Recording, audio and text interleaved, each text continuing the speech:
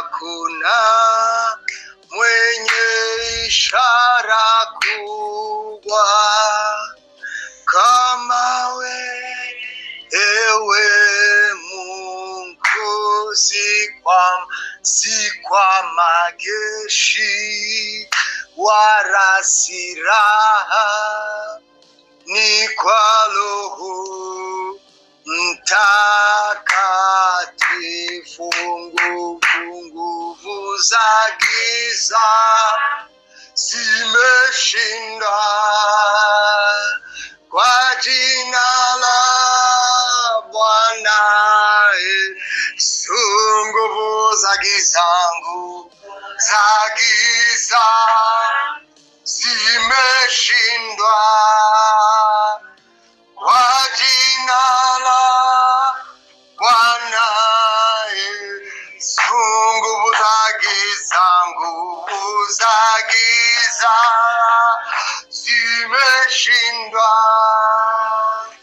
kwa jina la Bwana Yesu. Baba, tunasema asante msubuhi wa leo. Tunasema asante kwa ajili ya neno lako. Tumekuja Jehova kwa ajili ya mafundisho ya wanabii. Jehova, tunasema asante. Tuinue Jehova na ututakase. Tutumikie kwa roho na ukweli. Tutumikie kwa roho na ukweli. Na tukuombe kwa roho na ukweli. Acha Jehova utufundishe kutii neno lako. Baba, tunasema asante. Mungu wangu, tunasema asante. Ni kwa jina la Yesu Kristo wa Nazareti naomba na shukuru. Amen. Na wasalimu tena katika jina la Bwana Yesu Kristo wa Nazareti. Jina la Bwana lipewe sifa. Mmeamkaje? Mbona mnaongea kama mmekuwa wiki? Mmeamkaje? Mko sawa? Mko poa? Acha Mungu aitwe Mungu. Amen. Bwana Yesu asifiwe. Acha tupate kujuana. Mimi naitwa Pastor Isaya, kama kuna mtu hajanijua. Kuna mtu kweli hajanijua? Haujanijua? Mimi naitwa Pastor Isaya. Amen. Bwana Yesu asifiwe. Na mimi nampenda Yesu. Kwa maneno ya Mungu tutaingia, tuanze kuongea. Tutaanza kuongea kuhusu utiifu na kukuwa nabii mtiifu. Bwana Yesu asifiwe. Nani nabii wa kwanza? Niliongea hii nikiwapea mfano ama nikiwauliza ni nani nabii wa kwanza. Mmoja ndio atajibu. Ni nani nabii wa kwanza? Simama. Tuambie ni nani nabii wa kwanza, ni kwa nini umesema ni wa kwanza? Anza kwanza useme Bwana Yesu asifiwe, majina yangu naitwa fulani. Bwana Yesu. Amen. Majina yangu naitwa Christina Machozi. Nabii wa kwanza alikuwa ni Mungu. Nabii wa kwanza alikuwa nani? Kwa nini sasa unatuambia yeye ni ndio wa kwanza? Aliumba vitu kwa kutamka. Aliumba vitu kwa neno lake na kwa kutamka, na ikatimia. Piga Yesu makofi. Teolojia ama hii masomo wanapofunza hawatakufunza hii. Bwana Yesu asifiwe. Watatufunza wanabii wakubwa, watufunze wanabii wadogo. But hii ni ya kiroho. Bwana Yesu asifiwe. Na hii ni ukweli wa Roho Mtakatifu kabisa. Bwana Yesu asifiwe. Hiyo ni ukweli wa Roho Mtakatifu. Hiyo ni ukweli wa Roho Mtakatifu. Nabii wa kwanza ni nani? Ni Mungu, ndio aliumba vitu kwa kutamka na ikatimia. Ni kumaanisha kwanza tunaenda kujifunza nabii anafaa kuwa na nini? Anafaa kuwa na nini? Neno ama maneno ya unabii. Matamshi kwa mdomo wake. Bwana Yesu asifiwe. Kama wewe ni nabii na unatusi watoto na unaishi maisha ya kutusiana, tafuta wakati wa kutubu. Jina la Bwana lipewe sifa. Yesu akasema hakuna chemchemu ya maji inaweza ikatoka maji rangi mbili. Rangi moja iwe ni chafu na ingine maji rangi ingine iwe ni safi. Haiwezekani. Ni kumaanisha mto ama hiyo mnasema ni mferege inatoa maji ya rangi Kama ni chafu ni chafu, kama ni safi ni safi. Nimewaona leo tutaenda vizuri. Bwana Yesu asifiwe. Kuna neno mtumishi wa Mungu Duncan ametupea, msimdharau. Mimi kuanzia leo kwa juu niliomba kabla nimuone, na nikaombea mamake. Bwana Yesu asifiwe. Na nikatamka utumishi wa Mungu, na hakuwa ameniambia, tulitamka hiyo, na sasa hii ni mtumishi wa Mungu na Mungu amemfanyia deliverance. Jina la Bwana lipewe sifa. Tutaanzia kwa hiyo kitabu cha Isaiah 50 mstari wapo wa 10. Tunaanza kuingia sasa ndani ya wanabii. Ni nani atakaye tusomea kwa Kiswahili na sauti nzuri sana? Soma Isaiah 50 mstari wa 10.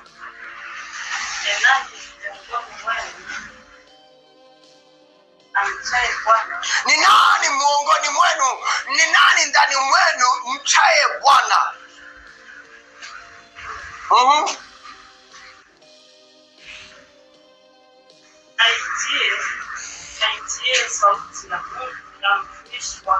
Na huyo amtii sauti ya mtumishi wake Mungu. Bwana Yesu asifiwe. Ni sauti ya nani? Ya mtumishi wa Mungu, huyo atakayetii. Bwana Yesu asifiwe. So nabii ama mtu wa Mungu ni mtu ambaye anakuwa na maneno ya Mungu na anakuwa na kuongea true speak, na wale watu watakaye kuwa na umungu ndani mwao watamtii. Usiseme watu wa dunia watakutii. No, watu wa Mungu ndio watakutii.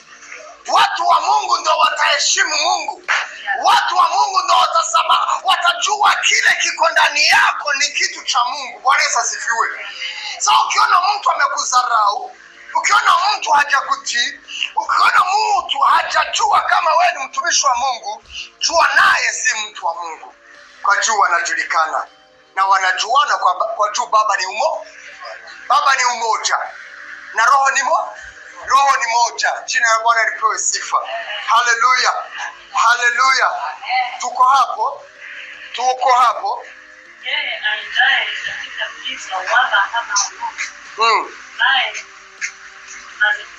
alitumainia jina la Bwana. Ni kumaanisha huyo anatembea katika giza akiwa ni nuru, na huyo anamtumania Bwana. Acha tutumainie Mungu. Haleluya. Ndio ile nyimbo tulikuwa tunasema, mimi na nyumba yangu tutamtumikia Bwana. Bwana Yesu asifiwe. Chagua wewe leo utamtumikia nani? Wale watakayemtumikia Mungu sasa wanatembea katika giza wakiwa ni nuru. Haleluya. Hawatembei kwa kudanganya wakiwa ni watu wa uongo.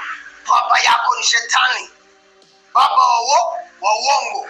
Nataka leo hii wache uongo. Nataka leo hii wache dhambi, wache kudanganya kwa juu.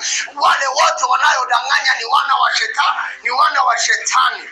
Jina la Bwana lipewe sifa. Bwana Yesu asifiwe. Bwana Yesu asifiwe. Na uanze kuwa na roho ya kujenga, kwa juu Mungu ni mjengaji.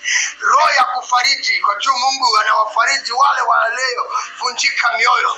Pokea roho ya unabii. Na nena na mtu hapa apokee roho ya unabii. Haleluya. Na upokee roho ya unabii ya kutabiria mataifa. Si nabii umesema kabila yako ni gani? Si kusema mimi nitatabiria Warabai pekee. Wewe ni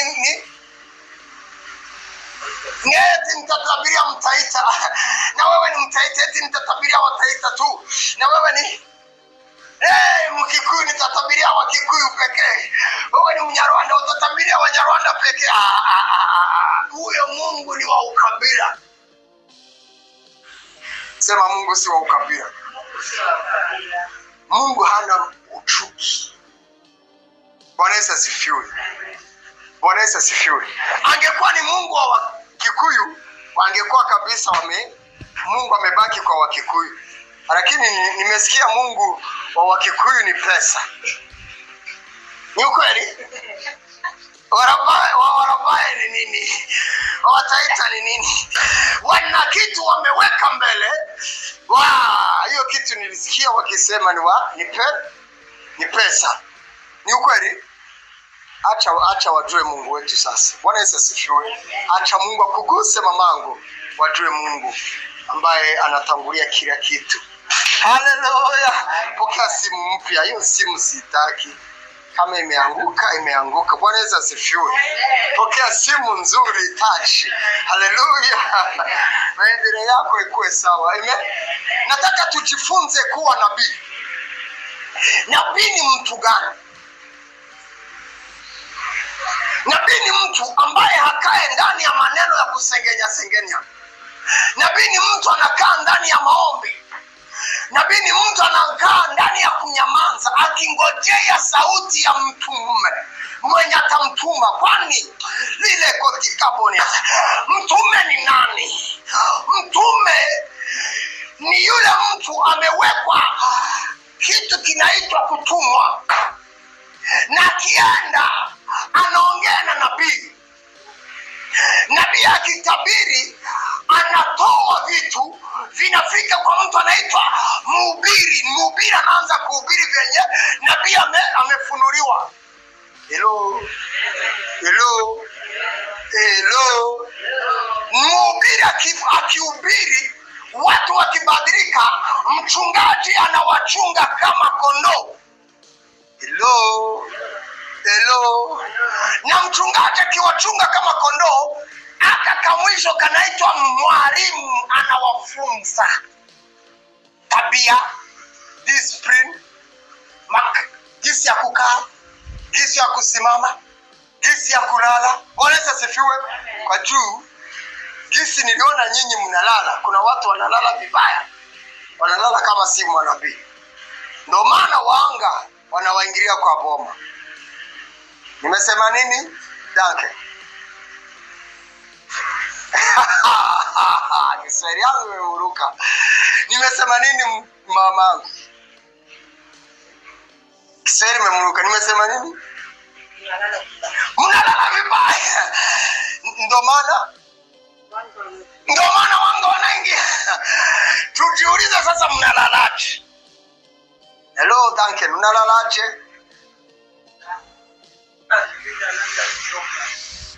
Aje? Unalala ukiomba? Aje? Tuambie unalala aje? Unalala aje? Unajua tuko na watu wanalala vibaya. Bwana Yesu asifiwe. Wakiamka wanaamka vibaya. Wanasikia shingo imevunjika. Wanasikia wamechoka. Mkono imevunjika. Unamuuliza amelala wapi? Mwambie tu kweli pastor alitufundisha, akasema umelala vibaya. Haleluya. Wamekulalia juu akikupigia kelele umelala vibaya. Bwana Yesu asifiwe. Sasa mjui tabia zingine mbaya ziko kwa kulala vibaya. Kuna kuja ndoto mbaya. Bravo, sikala bene kutame. Ndoto mbaya zinasindikishwa na nguvu za muovu shetani. That's why nakwambia ukiwa nabii utajua roho zinatumikia ndani yako. Utasema ni roho ya Mungu ama ni mapepo ilinitembelea. Na ukijua kama ni mapepo ilikutembelea, ongeza maombi. Ongeza nini? Ongeza maombi na kukemea kwa jina la Yesu Kristo wa Nazareti. Nataka tuingie ndani ya Yeremia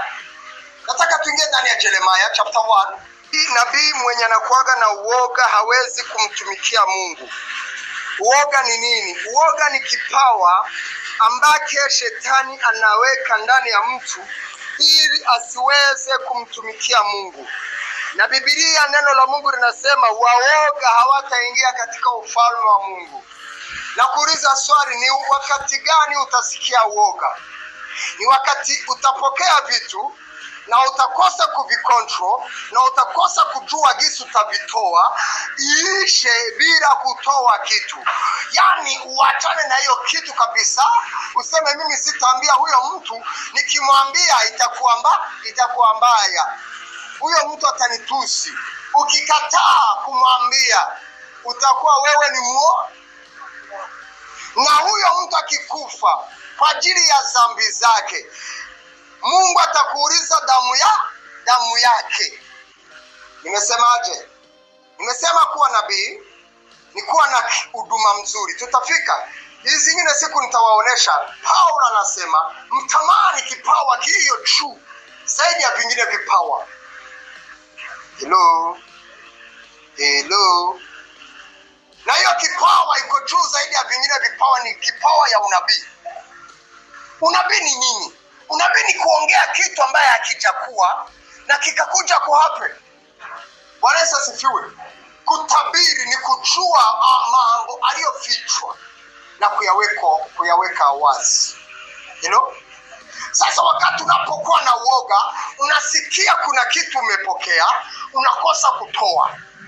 Wengi mmekosa na mkaingia kwa makanisa wakawakatalia kutoa na mkasikia uoga, mmefanya dhambi, mmefanya kingine tutakuja kusoma mbele, kinaitwa kuzima roho wa Bwana. Biblia inasema msimnyamazishe roho wa Bwana. Msimnyamazishe roho wa Bwana. Msimpuuze roho wa Bwana. Msimdharau roho wa Bwana. Msimkufuru roho wa Bwana. Hizo ni mafunzo tutakuja kusoma. Kisi watu wanakufuru roho wa Bwana. Yesu mwenyewe akasema utasamehewa dhambi zote, lakini ile ambaye hawezi kusamehewa ni kumkufuru roho, kumtusi Roho Mtakatifu. Yaani huyu Roho Mtakatifu kuhusu msikilize ni yule ambaye ataingia ndani yako, atakudrive, atakuongoza. Ndio maana anakuambia fear not. Even God anatuambia fear not, usiogope, utumikie Bwana. Haleluya! Ondoa uoga. Ondoa roho yote inayofunga anga yako. Uamue kumtumikia Mungu. Hello. Kuna mtu anasikiliza? Ama mmesikiliza hizi mafunzo sana? Kuna walimu waliwafunza wengi. Mnazitaka ama nizisimamishe? Mnazitaji? Bwana Yesu asifiwe. Bwana Yesu asifiwe. Mpige Yesu makofi basi. Ametupea nafasi ya kujua mafunzo na kujua mapenzi ya Mungu. Bwana Yesu asifiwe. Huyu Yeremia aliumbiwa ndani ya tumbo ya mamake, na wakati alikuwa bado hajakuwa mtu ndani ya tumbo ya mamake, Mungu alinena na yeye, akanena na yeye akiwa ndani ya tumbo. Bwana Yesu asifiwe. Akamuumba alipozaliwa. Sasa hapo amekuwa kijana mdogo na Mungu akamrudi, akakuja sasa. Kabla haujakuwa ndani ya tumbo ya mamako, mimi nilikuumba na nikakufanya kuwa nabii. Na nikakufanya kuwa nabii wa Mathayo, si wa Kikuyu. No. Nakwambia no. Nakwambia no. Si wa Giriama. No. Si uganga. No. Si uchawi. No. Wamejifanya wachawi wakiwa wanajifanya ni wanabii. No. Ni kumtumikia Mungu kwa haki na ukweli.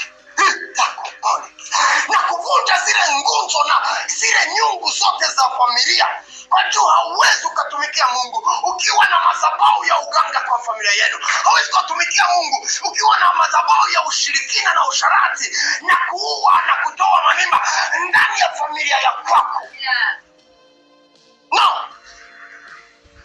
No.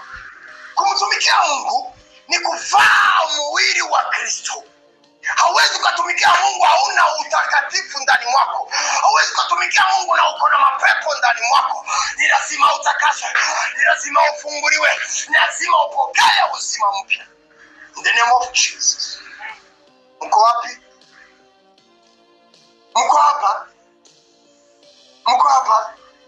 Amen. Bwana Yesu asifiwe. Soma tusikie Yeremia. Mungu anawapenda sana. Chapter 1. Tuanzie verse 4. Anzia verse 4.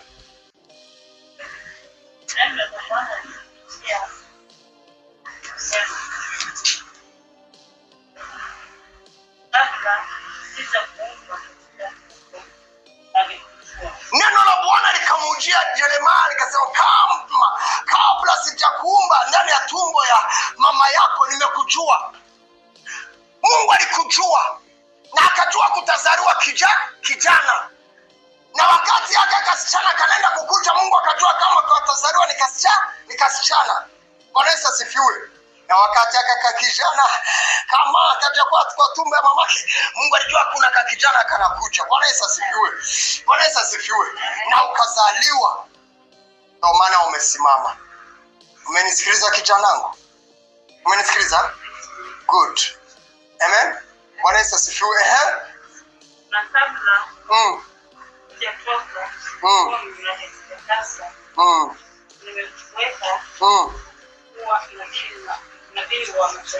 na kitu kia kwanza Mungu alifanya kwa maisha yake, alimtakasa. Bwana Yesu asifiwe. Na alipomtakasa akamfanya kuwa nabii. Ni kumaanisha before utumikie Mungu, Mungu anakutakasa.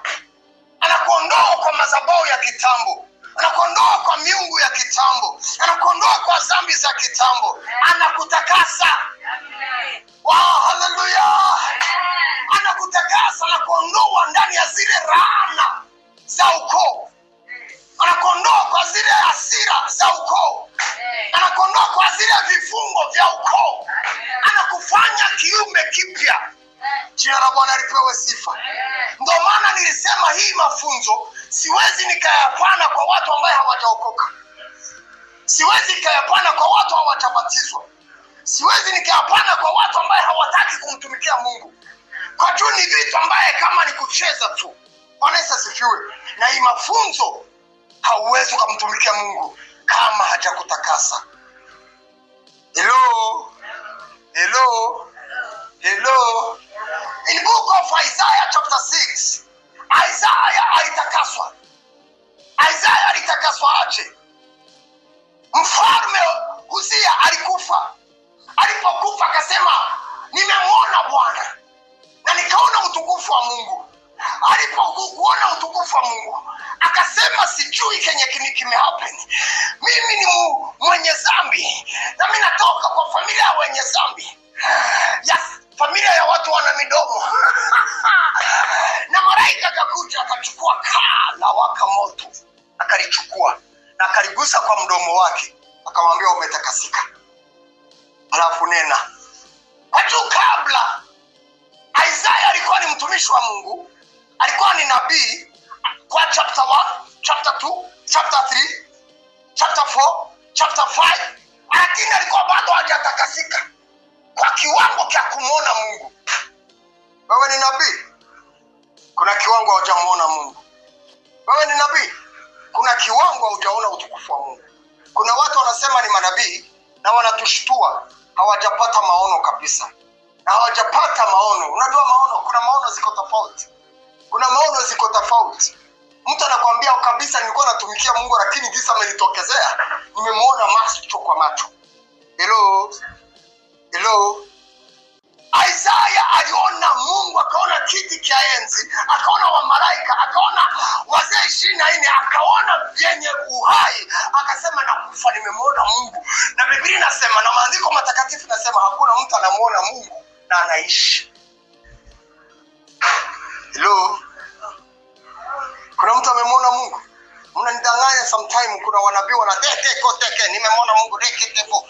Na kumbe hawajatekele, hawajamuona.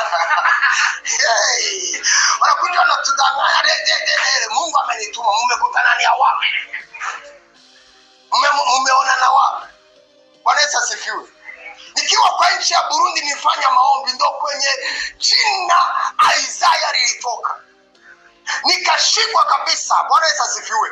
Na before apostle anipe hiyo jina ya nabii Isaiah, nilikuwa tayari nimepata maono nikiwa napigana na mchungaji mwingine ambaye amechenga kuna maso zako na nguvu kabisa. Tumekudebedele tunapigana, kumbe si yeye nilikuwa napigana na yeye, ni malaika. Kama gisi Jacob alipigana na malaika na akamwambia sitakuachilia. Sitakuachilia. Malaika anamwambia niachilie, sitakuachilia. Akasema no, sitakuachilia. Wengine akasema kuhusu nikuachilie nibariki kwanza. Malaika akamwambia kama unataka nikubariki wewe unaitwa nani? Akamwambia naitwa Yakobo. Akamwambia kweli wewe ni Yakobo, ni mtu wa kunyang'anya watu. Kuanzia leo utakuwa Israeli. Pokea kubadilishwa jina. Pokea kubadilishwa status. Pokea kubadilishwa story. In the mighty name of Jesus. Mkijijini walikuwa wanakujua. Wakisema boma ya fulani iko hivi. Walikuwa wanakuhesabiria hata siku. Walikuwa wanajua hata unakula nini na kesho utakula nini. Pokea kubadilishwa status. Pone kusala. Pokea kubadilishwa jina. Yeremia, Mungu akamtembelea akamwambia nimekufanya kuwa nabii. Ambia mwenzako Mungu amekufanya kuwa nani? Mbona umuulizi? Mbona nyinyi wawili hamwangaliani? Mbona nyinyi wawili hamjuani? Hebu muulize Mungu amekufanya kuwa nani? Mbona unamuogopa? Unajua kuna watu wanaogopana. Mbona hamwangaliani? Sateko lebo. Muulize wewe Mungu amekufanya kuwa nani? Mbona uulizi mamako wewe?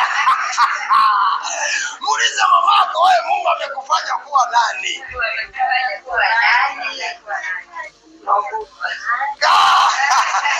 Mungu amefanya Yeremia kuwa nabii. Wewe Mungu amekufanya kuwa nani? Na tena kama Mungu amekufanya kuwa nabii, sema Mungu amenitakasa. Haleluya. Haleluya. Hapo sasa ni ingine mafunzo ya utakaso tutaingia ndani deeply. Bwana Yesu asifiwe.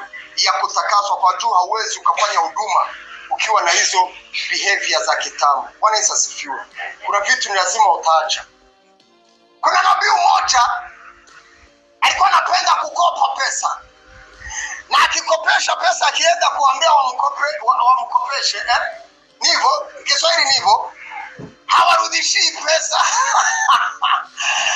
Hiyo ni tabia nzuri ama ni mbaya? Tabia mbaya. Kwa jina la Yesu Kristo wa Nazareti. Hiyo ni hata ni kuiba hiyo. Hiyo si ni kuiba. Wewe unamwambia mtu akupe 5,000. Hata wewe hauna pesa utamrudishiaje? Si heri mwambie nipe 5,000 nifanye kazi. Kama uko nazo utanipa, lakini nikikwambia nikope, utaniuliza utanilipa ukitoa wapi? Si ni ukweli? So watu walichafua huduma, watu wakachafua huduma. Kuna mtoto wangu, sitasema kwenye yako, ameniambia ndoto, na sitawaambia zote lakini nitawaambia kidogo. Aliota, na haiko kwa inchi, aliota akienda kuchota. Alipoenda kuchota,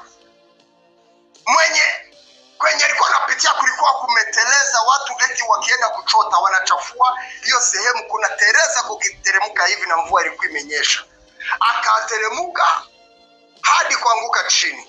Lakini kwa ndoto hakuona akianguka chini. Bwana Yesu asifiwe. Akafika huko chini kwenye atachotea. Alipofika akakutana hakuna watu wanachota, lakini wameacha mitungi yao kwa line. Akaweka huko nyuma, akaona hakuna watu wengine, akakaribia yule mtu ambaye anawekelea watu maji, na huyo mtu alikuwa ni mama. Hello. Tendelea hapo ama wanabii wamechanganyikiwa.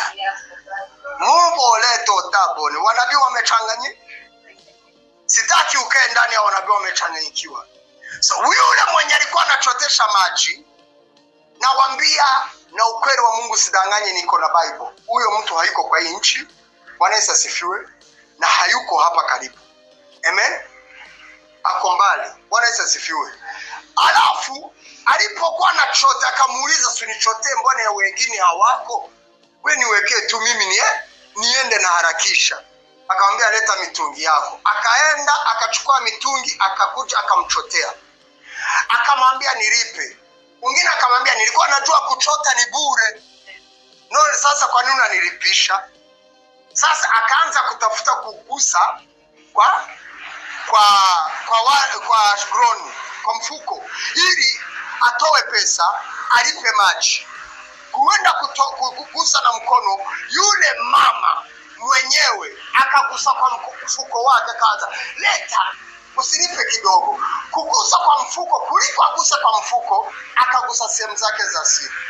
Kijana akapiga mkono, akashtuka.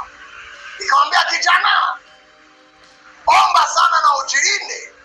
Muombaji atakayeweza kukuombea, na ikiwa ni mke akiwa na roho ya uzinifu. Mbona mmenyamaza? Wanabii wengi tuko nao ni wanawake, na wanabii wengi tuko wao wanaume, nao wanafanya exactly like that.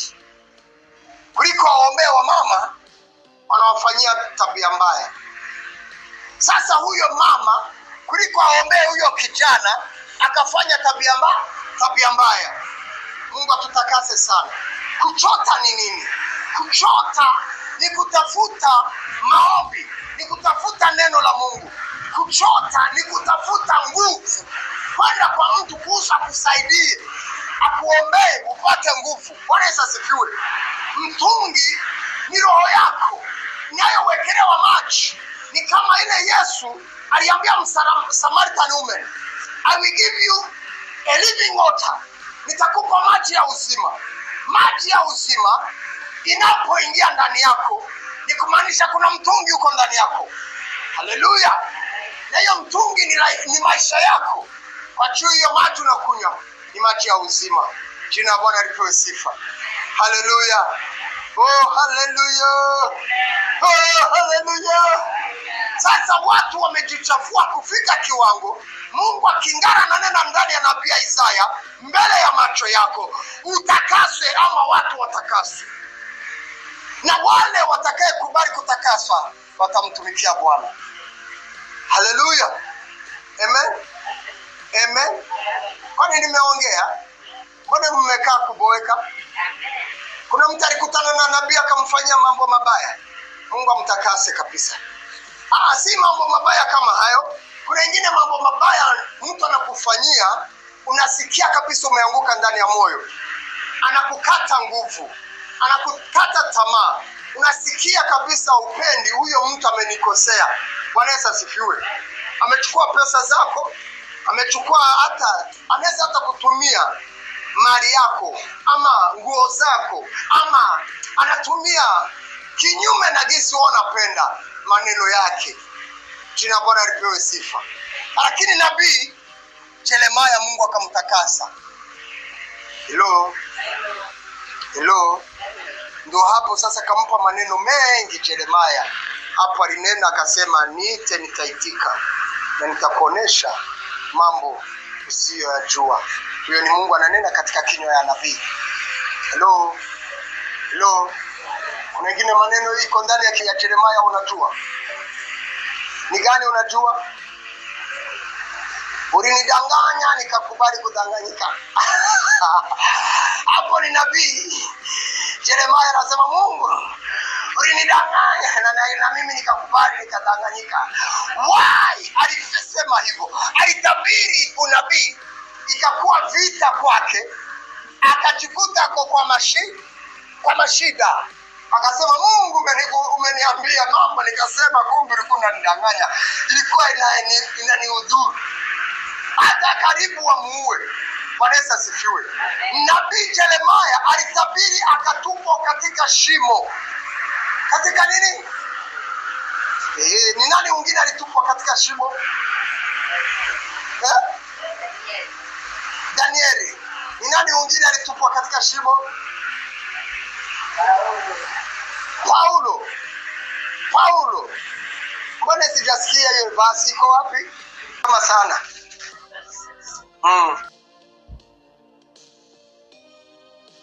Mwanzo 20. Genesis. Nilikuwa nimesema Kutoka. Huyo roho ashindwa kunichanganya. Mwanzo Genesis chapter 6, chapter 20 verse 6 and 7. Chapter 20 verse 6 to 7.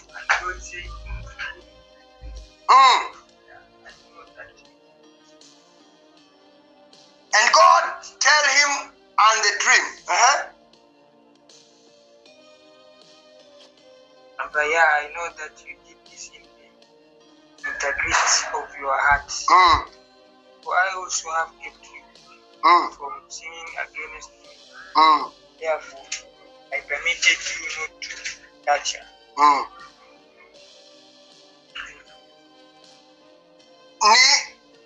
Chapter 20 verse 6. Soma Kiswahili tusikie. Mungu akamwambia katika ndoto, nani nimejua ya kwamba kwa ukamilifu wa moyo wako umefanya hivi, ndipo nami nakuambia usitende dhambi. Kwa hiyo sikukuacha endelea chini. Basi sasa mrudishe mwana wa mtu huyo, maana yeye nabii, naye atakuombea upate. Basi usipomrudisha, fahamu ya kwamba kwa hakika utakufa wewe. Ni kumaanisha hii story, Abrahamu alidanganya akasema mke wake ni sister yake, na akamwacha mfalme akampeleka. Alipompeleka kumuoa, Mungu akatokezea mfalme katika ndoto akamwambia, don't touch to her. If you will touch to her, I will punish you.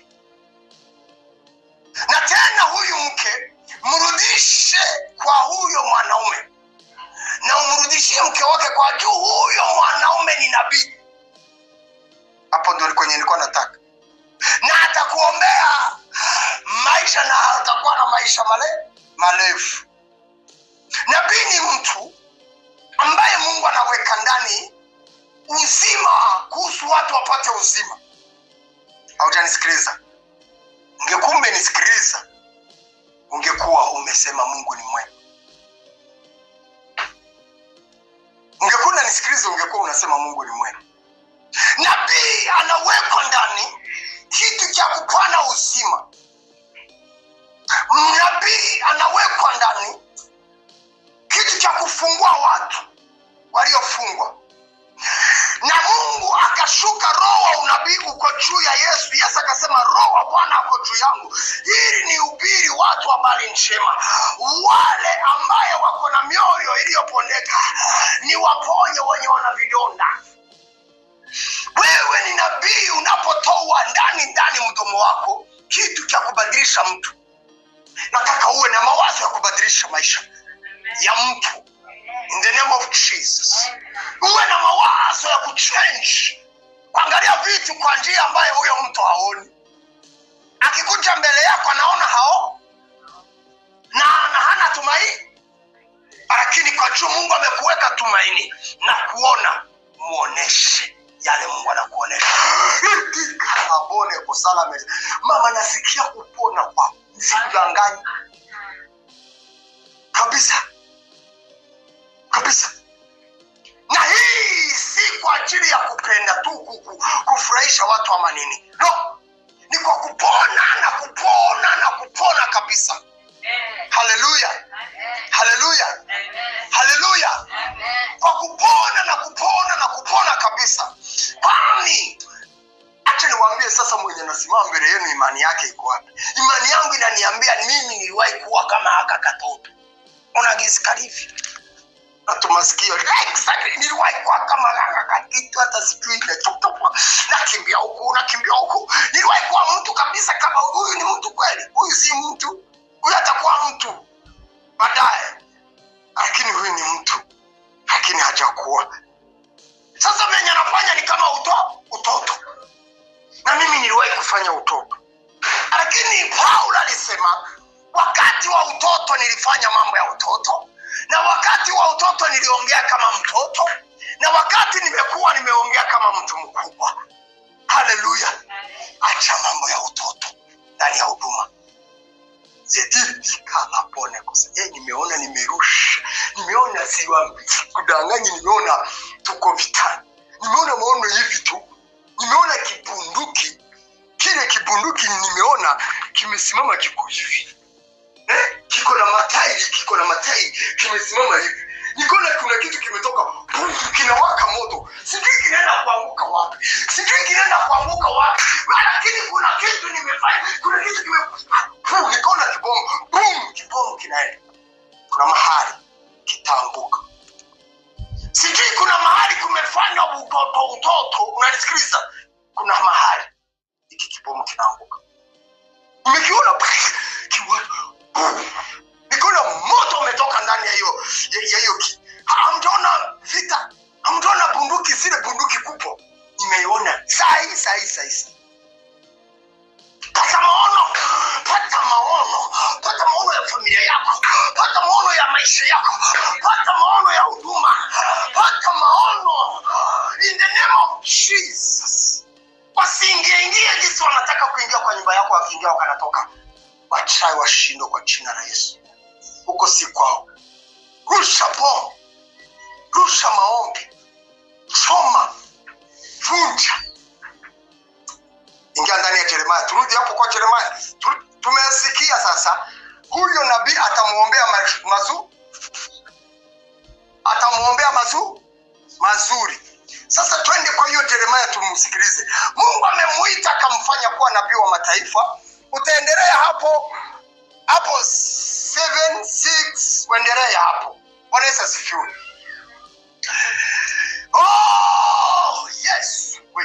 Yes. Acha nikwambie mwingine nabii mwenye ako na nguvu sana. Bwana Yesu asifiwe.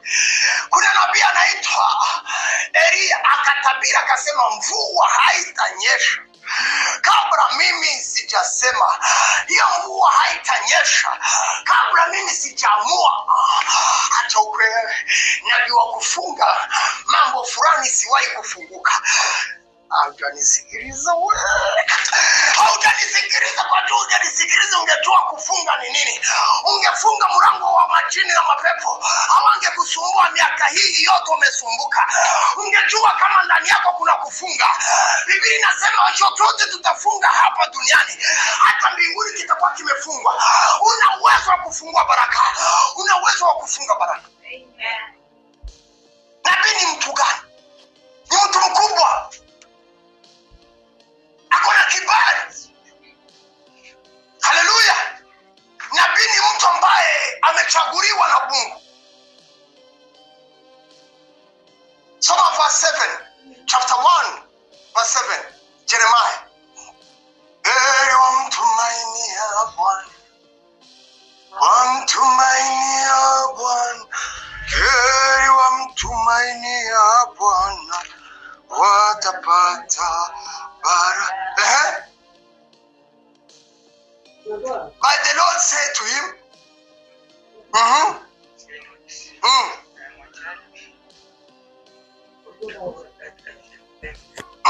utaenda mahali popote nitakutuma.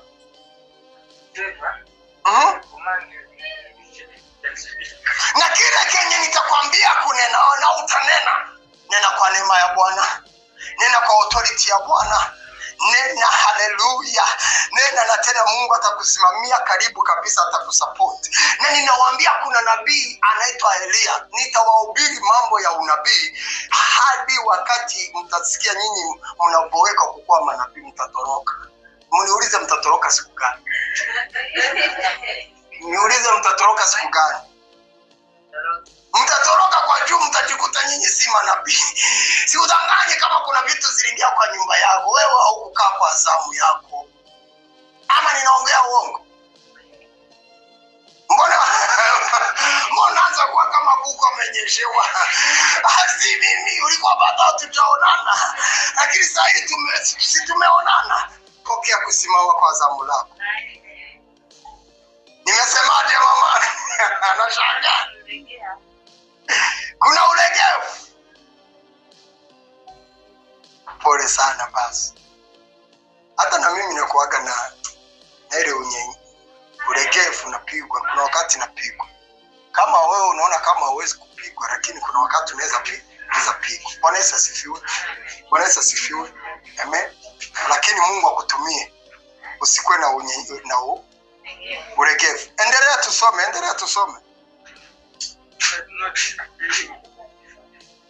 lakini usiwaogope katika macho yao. Na hiyo ni neno Mungu aliambia Joshua. Kwa nini Mungu anakuambia usiwaogope katika macho yao? Ukiangalia mganga na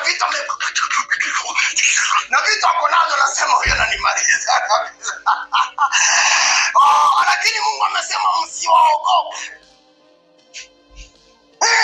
Ndio jinsi niliumbika, sijui hata itakuwaje. Msiogope waganga, msiogope wachawi, hata wakwe na vile vitu wanavaa, hizo vitu msiogope. Kanyaga mshenzi, kanyaga pepo, na ukemee pepo kwa jina la Yesu. Linaenda, linakuachilia, linaenda kwa jina la Yesu. Amen. Amen. Don't fear them. Usiogope na usiogope sura zao. Endelea tusikie. Nitakuwa pamoja na wewe na nitakufungua. Mungu ndo ananena. Jeremiah anasema chapter 8. No, hiyo ni verse 8. Endelea chini usikie Kiswahili. Anzia 8. 9. Ndipo Bwana akanyosha mkono wake akanigusa kinywa changu. Bwana akaniambia, tazama nimetia maneno yangu. Mungu akamgusa katika mdomo wake, akamwambia tazama nimeweka maneno yangu katika mdomo wako.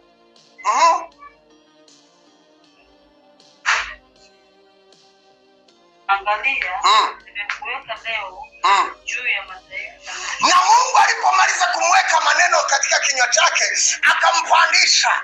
Pokea kupandishwa. Kuna watu wako hapa, nataka msimame ndani ya huduma wenu, mpandishwe. Mbona mnisikilize? Pandishwa. Utolewe kuzimu kwenye wamenena maneno mabaya juu ya maisha yako, kwenye walifunga wakafunga uzao wako.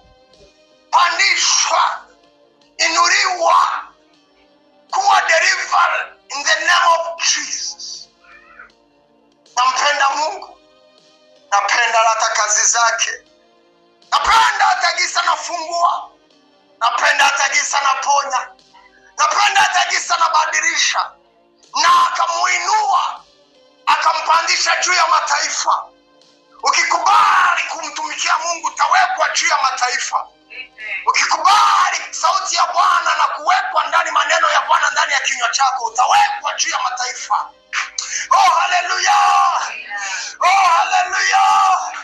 Oh hallelujah. Utapelekwa na juu zaidi, kwenye hata maadui zako watafika, kwenye hata wanaokuroga watafika, kwenye wanaopiganisha maisha yako watafika. Utafika mbali, utainuliwa,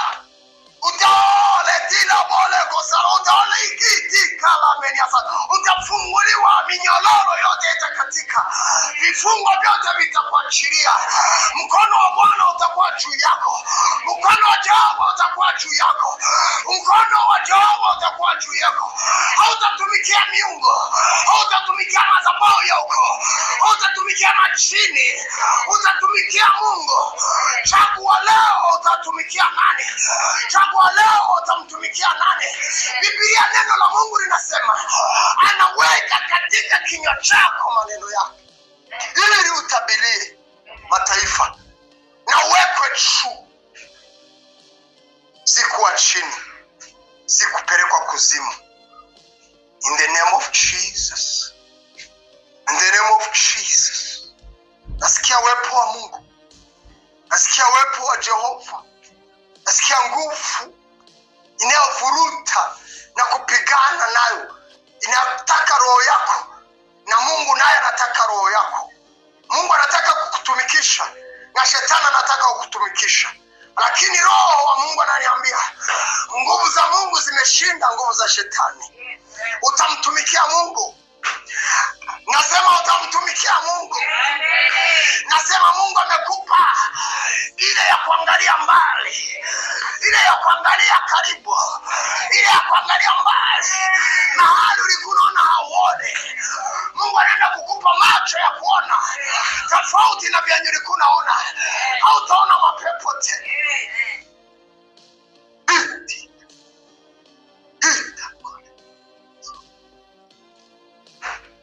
Atamwambia nimekufanya kuwa nabii.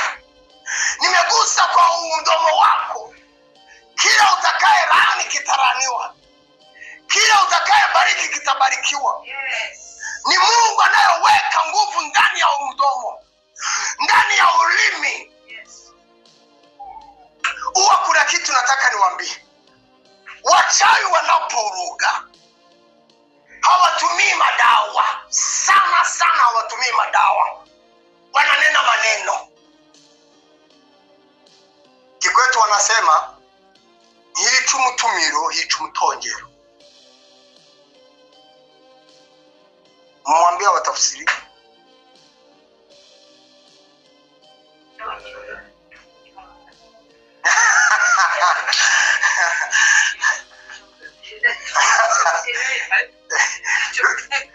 Rudi tena.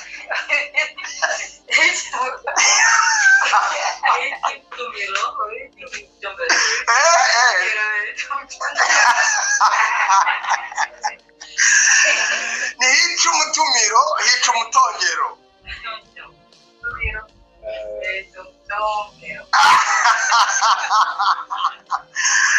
Ni hica umutumiro hica umutongero. Sema tena. Ni hica umutumiro ni hica umutumiro hica umutongero.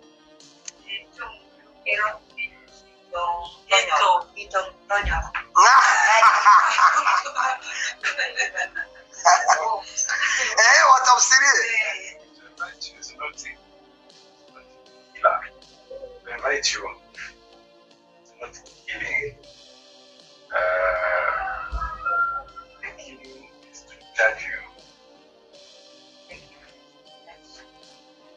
It's to curse. It's to curse. The word judging, it's something who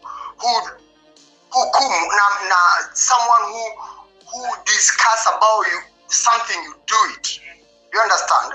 But someone who curses you, he take some words and send to you. You understand? Some words. So in witchcrafts kuna vitu wanatuma lakini vinasindikishwa na nini? Na maneno. Sasa vile venye wanatuma haviui. Venye vinaua ni ile maneno. Ndio kenye sasa nilikuwa naongea kwa Kinyarwanda. Hicu mutumiro hicu mutongero. Kwa Kigiriama ni aje? Maneno venye wanatuma haviui. Kuna ua maneno. Kwa Kigiriama wanasema aje? Venye wanatuma haviui. Venye wanaongea ndio vinaua. Siwa wakuna dawa. Sasa wakitumeni dawa haiui. Lakini yale maneno watakayoona hiyo yanaua. Kwa Kigiriama wanasemaje? Yaani ukiongea hivyo tayari. Ongea Kigiriama. Kigiriama kana Kigiriama ndio. Yaani niongee kikwetu. Ongea Kitaita kama umesikiliza. Taita ni aje? Kuiswaga hivi kwa ela hivi edwa maneno kwa maneno. Nimesikia maneno pekee. Maneno. Kikuyu ni aje? Ulitoka Ukikuyu ukiwa mdogo. Yaani jini haliui, lakini maneno wametambuka kwa ndio inaua. Jini lenyewe hata kuna watu wanayafuga majini, hamjui? Mpaka litumwe na likitumwa ndio litafanya nini? Ndio litafanya venye limefanya nini, limetumwa. Bwana Yesu asifiwe. Sasa yale maneno limetumwa ndio itakuwa ndio mabaya. Unataka kuandika wewe, chukua kitabu. Chukua kitabu, najua nakushtua tu. Chukua kitabu, andika. Andika hapo. Venye ninaongea vyote uviandike. Chukua hapo kwenye kuna kitu hapa. Bwana Yesu asifiwe. Wakati tunapoongea, Bwana Yesu asifiwe, ndio tunakuwa na maneno, lakini yale maneno anasindikishwa na zingine nguvu. Bwana Yesu asifiwe. Na hizo nguvu zikikucha zinaharibu ama zinachenga. Ndio maana nilikuwa nataka kusema yale tunayotamka ana nguvu zinatembeana nayo. Bwana Yesu asifiwe. So the more tutatamka mazuri, the more watu watabarikiwa. The more tutatamka maneno mabaya, the more watu wataumia. Bwana Yesu asifiwe. Bwana Yesu asifiwe. Ndio maana nilikuwa nakwambia ndani ya kinywa chako Mungu kuna uwezo aliweka ndani. Jina la Bwana lipewe sifa. Waliofunga familia yako kuanzia leo wajue kama ndani yako kuna ufalme. Mjanisikiliza. Kuna wakati na wahubiri nikiwa nasikia kuna kitu naachilia. Naomba mpokee. Naomba mkue makini kabisa kupokea. Kwa jumla hapo ndo kwenye Mungu aliniambia nitakuwa na kuhakikisha. Katika kurelease kwa chidia. Ndio maana nasema katika watu wanaokupiganisha wajue kama ndani yako kuna ufalme. Wajue kama ndani yako kuna nguvu. Wajue kama ndani yako kuna uwezo. Bwana Yesu asifiwe. Na ndani ya hiyo uwezo iko ndani ya kinywa chako. Ifungue familia yako. Na watu wajue kama ndani ya familia yako kuna amani.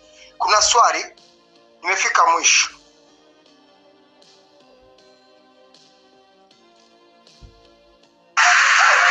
Ni nani alitupwa katika shimo? Anaitwa Yusufu. Yusufu alitupwa kwa shimo kwa ajili ya nini? Hilo nitawasimamisha. Nikiona watu wanasinzia kwa class na wasimamishaga na tunaanza kuimba ama tunaanza kufanya maombi tena. Ni nani alianguka tena ama akawekwa kwa shimo? Yosefu kwa sababu gani aliwekwa kwa shimo? Kwa sababu ya kutoa ndoto, unabii. Okay, nimeona kitu kingine naenda kuwafunza. Acha leo hii tujifunze vitu viwili. Bwana Yesu asifiwe. Acha tujifunze sauti na ndoto. Sivyo? Sauti na ndoto. Tulianzia kwa kitu kinaitwa sauti. Kama Mungu alinena na mambo ikatimia. Na unabii sasa sire bone nene kotekate si hiyo unabii si hiyo. Si hiyo. Unaweza hata kutabiri bila kunena lugha. Ni nani ananisikiliza? Good boy. I like it. Yes. Bwana Yesu asifiwe. Hallelujah. Kunena lugha ni kipawa. It's a gift. Kutabiri ni gift. Jina la Bwana lipewe sifa. Na kutafsiri lugha ni gift. Na miracle ni gift. Roho ya upambanuzi, kujua maroho ni gift. Neno kuhubiri ni gift. Kuna roho, kuna gift ya kuhubiri neno. Gift ya neno. Bwana Yesu asifiwe. Na huyo mtu akisimama mbele yenu ananena kabisa. Watu wanasema amen. Kama anasema mkuja mtupu, wanakuja. Kuna mahali nilienda kuhubiri na nilikuwa na neno ya kutubu. Nikahubiri. Nipo kusimamisha kanisa, nikaona yote imesimama. Nikamwambia hebu mketi. Sasa hii neno nimehubiri, ni kama venye nimeongea hamjasikiliza. Nikarudia kidogo, nikarudia tena, nikamwambia msimame wenye wanahitaji maombi. Nikaona kanisa yote inasimama. Oh my goodness, nikasema nyinyi sasa mko na tabia nyingine sijajua. Ni kama waliwafunza wakienda kusimamisha watu waombewe, nyinyi wote mnasimama. Lakini raundi hii si hiyo nataka mketi. Na tena mimi nataka mwenye amejisikia kwa hii neno, akasikia kabisa inamgonga na anataka kuombewa, asimame, mwingine aketi. Wakakata wote wakasio. Nikaona sasa hapa ni mtihani, itaombea kanisa yote. Nikaona hata wachungaji wote wamesimama. Nikasema hawa watu sijui nitawafanya. Nikasema sasa mwenye anabarikiwa na neno anahitaji aombewe akuje. Siku nyingine niliona watu wamejaa mbele yangu. Nikasema Mungu hii neema sijui iko hapa. Nikaomba tu. Bwana Yesu asifiwe. Na ninakwambia ukweli, sidanganyi nikiwa mbele ya Mungu. Nimehubiri kutubu na nikahubiri kabisa, nikaingia nikagusa hapa. Nilipomaliza nikaitisha watu wa kutubu na watu wa kubadilika kuhusu waombewe. Nilipoitisha nikaona kanisa yote imesimama. Nikaona hii kanisa iko na vituko kabisa. Nikamwambia sasa nyinyi nimeitisha mketi, wakaketi vizuri. Nikamwambia sasa nimehubiri na nikanena wenye wako hivi. Nikawarudilia tu summary kidogo tu. Wasimame tuombe. Tu Mungu anataka kuwafungua. Wakasimama wote. Kama kuna kanisa nimekumbuka saa hii, hata mchungaji wa hiyo kanisa namkumbuka. Nimekumbuka. Bwana Yesu asifiwe. Mungu awape neema ya kuturudi nyuma. Wanaenda mbinguni lakini wote neno limewaweka hakuna hata mwenye akona jicho la kusaidia wengine, wote ni vipofu. Wanaenda tunaenda Kanani lakini wakingali Misri.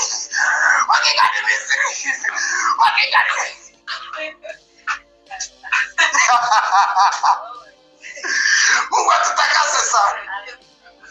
Yaani wanaimba tunaenda Kanani wakingali wapi? Misri hawataki kutoka. Hata ni kama wanaimba wakirudi nyuma. Tunaenda Kanani.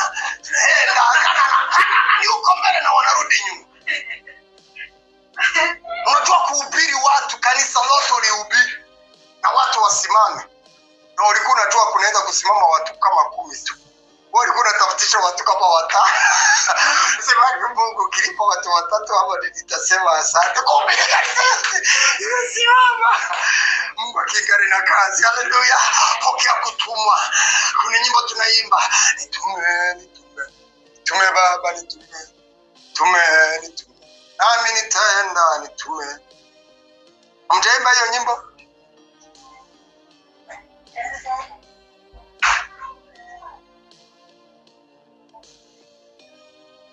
Tume kwa waganga nitaenda. Tume kwa wachawi nitaenda. Nitume. Nami nitaenda nitume.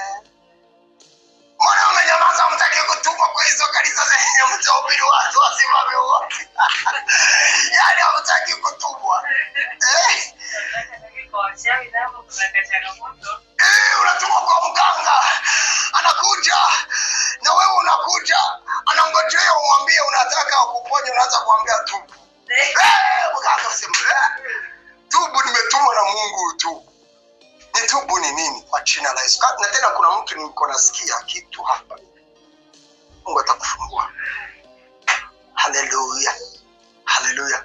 Ambia Mungu akutume kwa waganga, kutume. Jina Bwana lipewe sifa. Nataka niwaambie mtu mwenye Mungu aliita nabii. Kwani wewe unajiita nabii ama ni Mungu anakuita nabii? Swali.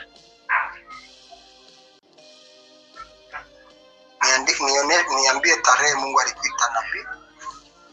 Niambie mwaka Mungu alikuita nabii. au uandike kwa kitabu yako. Ndio maana nataka mkuwe na vitabu zako. Nilianza kusikia wito wakati huu, nanisikiliza, na nikapokea wito wakati huu, nanisikiliza. Nataka muandike. Kuanzia leo mnaenda kwa wanabii wenye wataacha hizo vitabu. Mtu akikuja nyuma yako asome kitabu. Nimesemaje? Watu wenye tutakuwa tunaacha vitabu watakuja wasome kitabu yako, wasome kitabu yako, wasome kitabu yako. Kuna mtu anataka kutumikia Mungu wa ukweli kabisa. Hawa walitumikia Mungu wa ukweli, wakaacha makaratasi zimeandikwa kwa ajili ya historia zao. Mimi niliacha vitu Rwanda. Na nisikiliza, watoto wamesoma, watoto wa sistangu wamesoma, ndugu yangu wamesoma. Juzi nililala nikiongea na mtoto mmoja, ndani ya watoto anatoka ndani ya watoto wa sister. Mwisho nikiwa hapa Black Devil, I think ni Black Devil, ndio nilimpa unabii wa mwisho. Hiyo unabii ilisababisha mtoto sahi ananena lugha. Niulize ulimpa unabii gani? Nilimwambia nimeona. Unapenda tu muambiwe vitu vizuri. Nataka kama unataka kuwa nabii mzuri kabisa, nataka uwe nabii wa mambo mabaya.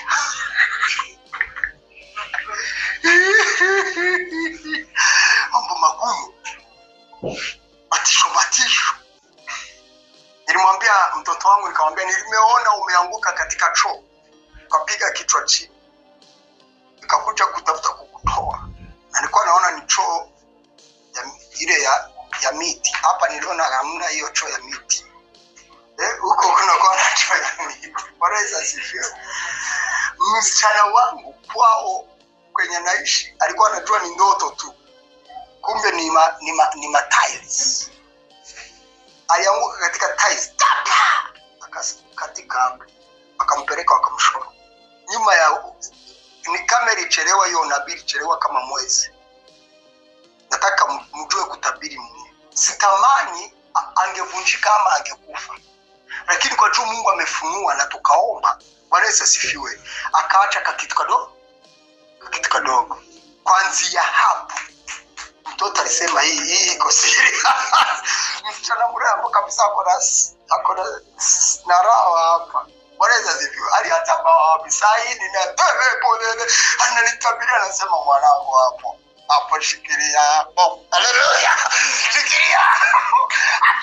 Hiki mtu kitabiria vibaya, kikugwe hapo, kikigongwa hapo kitakuja kisema huyo Mungu ako serious. Kitajua kama Mungu ako serious. Sura na huyu kama Mungu angemshika huyu, hatungepata mama yake. Lakini Mungu ameshika huyu na mama akakuja. Piga Yesu makofi. Haleluya. Ona huyu mama yake alishikwa, kuhusu na huyu ashikwe. Huyu sasa shetani akajaribu kupiganisha nyota yake ili Mungu amshike na familia yote ishikwe. Bwana asifiwe. Bwana asifiwe. Nimesema kuwa nabii. Nasema kuwa nabii. Na uwe nabii kuanzia kwa miaka yako mwanangu. Pokea roho ya unabii. Pokea roho ya unabii. Pokea roho ya unabii. Usipigwe na mapepo. No. Au wewe ukemee mapepo. Uharibu mapepo na nguvu zote za mapepo. Haleluya. Haleluya. Roho ya unabii iko juu ya watu wote. Biblia inasema nitaweka roho kwa watu wote, nitawaweka roho. Watu wote wataota, watatabiri, wataona maono, watapata ndoto, watajaa roho wa Mungu. Roho wa Mungu ako juu ya watu wote. Hii ni generation ya watu wa manabii. Hii ni generation ya watu wananena lugha. Hii ni generation ya watu wanakemea mapepo. Hii ni generation ya uzao ya watu wanatenda miujiza. Hii ni generation ya watu ambao wanakemea majini na ondoka. Haleluya. Oh haleluya. Oh haleluya. Amina. Hii ni generation ya watu wanasema nimesikia sauti ya Bwana, sitaenda hapa. Hii ni generation ya watu wanatii sauti. Hii watu wanatii sauti ya Yesu, si sauti ya mapepo, si sauti ya majini, si sauti ya maneno wananena wanakutishatisha. Hii ni generation ya watu ambaye hawatishwi na maneno. Watakusema mabaya, watalala na kesho wataamka, na wewe utalala na kesho utaamka. Hii generation ya watu wa kumfuata Mungu. Haleluya, haleluya. Na hii generation ya kusema Mungu nipite hapa. Mungu anakuambia usipite hapa, pita hapa. In generation ya watu wanaoongozwa na Mungu. Haleluya, haleluya. Nasikia kuna uzao uko ndani yako unataka kuzaliwa. Kuna watu wengi watapokea hiyo wito. Kuna watu wengi watapokea unabii kupitia ndani mwako. Kuna uzao utaamka. Kuna uzao utaamka. Kuna uzao utaamka. Kuna watu watapata uzima in the name of Jesus. Tuingie ndani ya kitabu cha Mwanzo. Nabii sasa wa pili kwa manabii wote. Kwa yule ambaye tuliona nabii wa kwanza, kuna mwingine nabii wa pili nataka kuongea na kuhusu yeye, alafu nimalize. Bwana Yesu asifiwe. Tulisema nabii wa kwanza ni Mungu, na tukasema Mungu ndio anafanya mtu kuwa nabii, si ndivyo? Mungu ndio anafanya mtu kuwa nabii, si unabii wa ukoo. Umenisikiliza? Si unabii wa ukoo. Nimesemaje? Wenye watanisikia hii mafundisho wataanza nipiganisha. Kwa tu saa hii tunapandisha makanisa na tunaacha wake zetu hapo ndio watafanya tena kwa namba yetu, ama tunapandisha watoto wetu ndio watakuja kufanya kwa namba yetu. Lakini hiyo ni uongo. Bwana Yesu asifiwe. Haingekuwa uongo, Bwana Yesu asifiwe, Yesu angezaliwa kwa nyamba ya Yohana.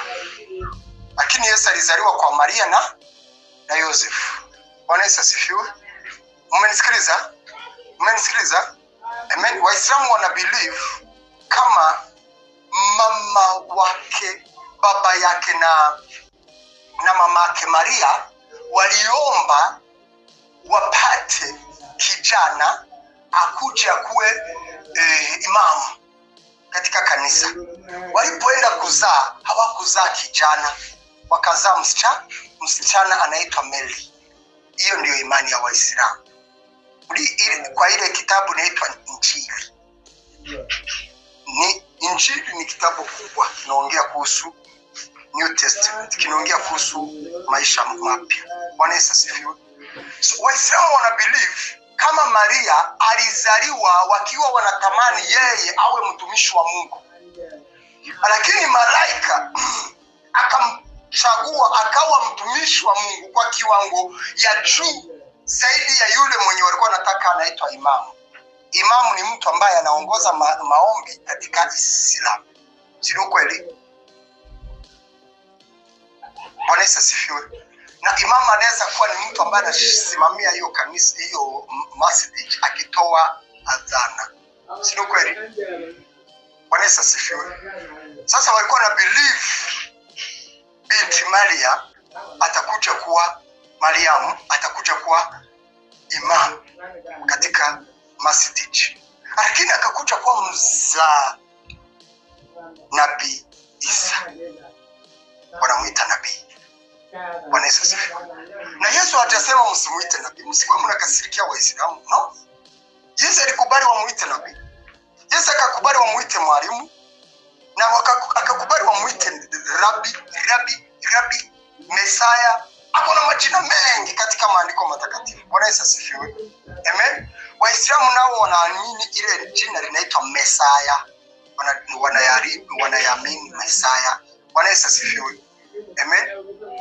Bwana Yesu asifiwe. Amen. Mesia. Mesaya. Mesia ni neno linasema kawaida ni mwokozi. Mesaya. Bwana Yesu asifiwe. Amen. Rabbi inasema mwalimu mzuri. Bwana Yesu asifiwe. A teacher. Bwana Yesu asifiwe. So, hii maneno yote iko ndani ya Waislamu, iko ndani ya Wakristo. Ninaweza penda nikuwe na Waislamu wengi kwa ndani ya ibada yangu. Bwana Yesu asifiwe. Naweza penda nikuwe na Waislamu wengi. Kuhusu nikuwe na kuhusisha kwa mafundisho ya Qur'an na mafundisho ya Biblia. Naweza hata kwanza kupanga vizuri na nasema aya kwa aya. Bwana Yesu asifiwe. Hiyo Mungu akinibariki itakuwa. Amen. Na tunaingia ndani ya Qur'an. Lakini Mungu angekuwa amenifikisha Rwanda, ningekuja na Qur'an yangu ya Kiingereza na ya Kifrench. Bwana Yesu asifiwe. Juu niko nazo, ikiwa Rwanda nilikuwa natumia. Amen. Acha nikwambie sasa, huyu Abraham, kanisa ya Waislamu na muamini na kanisa ya Wakristo na muamini. Nataka nikwambie sasa, huyo ndio Mungu alimfanya kuwa nabii. Kuna wengine mtu alikwambia Abrahamu ni nabii.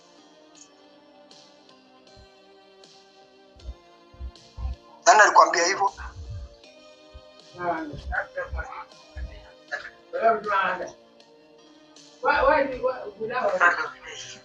Anasema Mungu alimfanya Abraham kuwa nabii kwa juu alimtuma afanye sacrifice ya mtoto. Ni ukweli ama hiyo ndio inaweza katusababisha tujue kama ni nabii?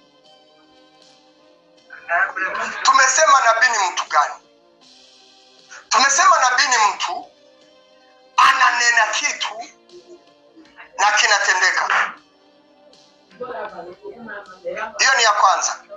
Na tunasema nabii ni mtu wa kusikia sauti, ni mtu wa kuota ndoto, ni mtu wa kuona maono. Hizo ni vipawa, tutaingia ndani na tutakuja kujua nabii ni mtu gani. Bwana Yesu asifiwe. Amen. Lakini tujue Abrahamu ni nabii ama si nabii. Naanzia kwanza, hapo tutafika baadaye. Bwana Yesu asifiwe. Kwanza nikiwa nikingali hapo, let me collect her. Musa si nabii. Moses si nabii. Lakini Aaron ni nabii. Nabii wa nani? Wa Moses. I correct you now. Because God alichukua Moses akampa that gift. Moses akakataa hiyo gift. Akamwambia ninakutuma wewe unaende utabii watoe. Akasema mimi sijui kuongea. Mimi sijui nini. Akasema okay, kama hutajua kuongea sasa wewe make you God and then Aaron atakuwa nabii wako. Ni ukweli ama si ukweli? Hiyo ni mafunzo nitawafikishia huko. Bwana Yesu asifiwe. Kisi mimi naweza kuwa ninaota, wewe unatabiri. Unatoa utafsiri kwa zile ndoto. Mimi nimeota tu sijui kenye inamaanisha. Lakini wewe kwa juu unajua, unatoa ile tafsiri. Bwana Yesu asifiwe. Nataka tujue kama hizi mafunzo zinaweza kuendelea. Tafuta nabii mwenye unajua kabisa hajasoma, kabisa hajui maana ya kuwa nabii, akuje. Nabii ni mtu ambaye hakae ndani ya maneno. Hata kama uko na chama, nenda kwa chama, pana vyenye unapana, kaa usikilize, uwe mtu wa kuongea machache. Umesema nini mamangu? Ukiwa wewe ni mtu wa chama na kwenda ndani ya vyama, uwe mtu wa kuongea machache. Nabii ni mtu wa kuongea machache, akiwa anangojea kenye Mungu amemwambia aongee. Ama ninasema vibaya? Oh, haleluya. Mungu awabadilishie roho, awaweke roho ya unabii. Haleluya. Mungu awaweke roho ya unabii. Roho ya unabii. Unabii ni kitu kikubwa sana. Bwana Yesu asifiwe. Abraham ni nabii. Na ni nabii wa Bwana. Na ni nabii wa Mungu. Bwana Yesu asifiwe. Mungu akamwambia toka, acha nyumba ya baba yako na uache nyumba ya mama yako na uache familia yako, nitakuonesha mahali utaenda. Nabii anabadilisha maisha yake na maisha ya familia yake. Nabii anatoka kwa madhabahu ya ukoo, anajiachanaisha na madhabahu ya ukoo, anafuatana na madhabahu ya nani? Ya Mungu. Bwana Yesu asifiwe. Bwana Yesu asifiwe. Nabii ni mwenye anatoka kwa kanisa ambaye si ya kiroho, anaingia ndani ya kanisa ya kiroho. Na ninaongea na mtanitisha na nitaongea zaidi. Bwana Yesu asifiwe. Hamtaninyamazisha, labda mninyonge. Na mninyonge mkiwa mmeweka hii kitu ya kufunga mdomo.